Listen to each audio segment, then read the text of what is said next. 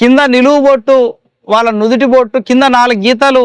ఇది 4వ బొట్టు, గద్దె గోవిందరాజు 4వ బొట్టు అని తెలియజేస్తుంది.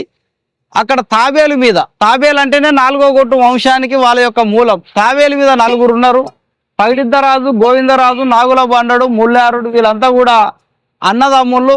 ఇక్కడ ఉన్న ఖడ్గమూర్గం వాళ్ళ యొక్క పవిత్ర జంతువు. ఇక్కడ ఒక గడ్డి రూపంలో ఉన్నది.